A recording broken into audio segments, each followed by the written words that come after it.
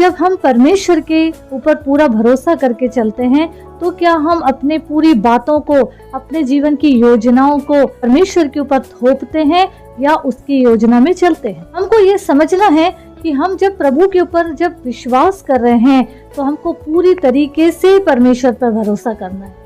क्योंकि जिस तरह राजा दाऊद के विषय में अगर हम देखेंगे कि जब वो कोई भी कार्य करता था तो परमेश्वर से, प्रभु से पूछ कर करता था।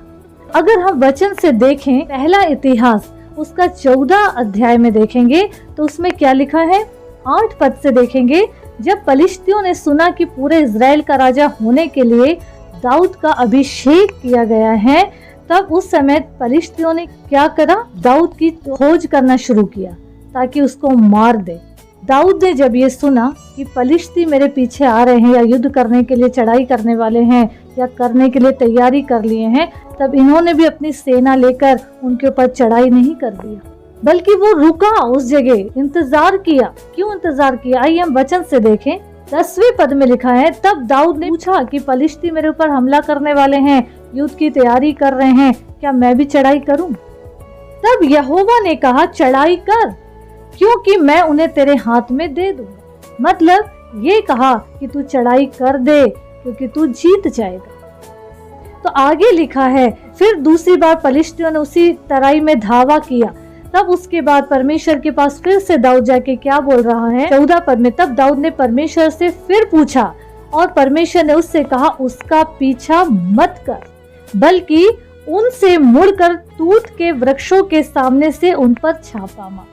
और वो इसलिए बोले थे कि उस वृक्ष के पास वो फुनगी जो है उनमें से सेना के चलने की आहट आएगी। तूत के मतलब एक पेड़ था जो उधर पे जो सूखा पत्ते पड़े हुए हैं, उसके ऊपर तुझे सेना के चलने की आवाज आएगी। उस समय तू चढ़ाई करना, इसलिए करना क्योंकि वो जो आवाज आएगी तो उससे तू ये समझ लेना कि तू तो सिर्फ एक दिखाने के लिए शो पीस बन के तुम और तुम्हारे साथी रहेंगे, लेकिन युद्ध करने के लिए तेरे आगे आगे मैं चल रहा हूँ। वो कदमों की सेना की आवाज तुम्हारी नहीं पर मेरी रहेगी। प्रेज द लॉर्ड, प्रभु का धन्यवाद हो।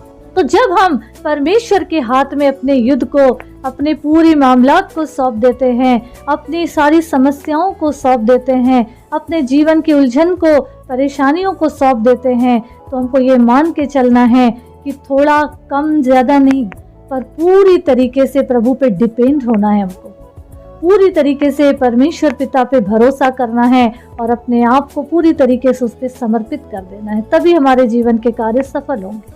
ऐसा नहीं कि कुछ बात में हम चलो प्रभु ठीक है, जहां हमारा फायदा हो रहा है अपना देख रहे, जहां नुकसान हो रहा प्रभु प्रभु करना शुरू, अपनी योजनाओं को उस पर थोप रहे। लेकिन ऐसा ना करें, परमेश्वर के बातों को सुने, उसके आंसर का इंतजार करें, क्योंकि प्रभु की ओर से जो कुछ भी होता है वो कुशल का होता है, हमारे हानि की नहीं होती। तो सब बातों में प्रभु को महिमा मिले, परमेश्वर का राज बढ़े, हमारे जीवन से प्रभु की महिमा हो। ऐसे कार्य को हमको करते हुए प्रभु के राज की उन्नति का वजह बनते जाना है।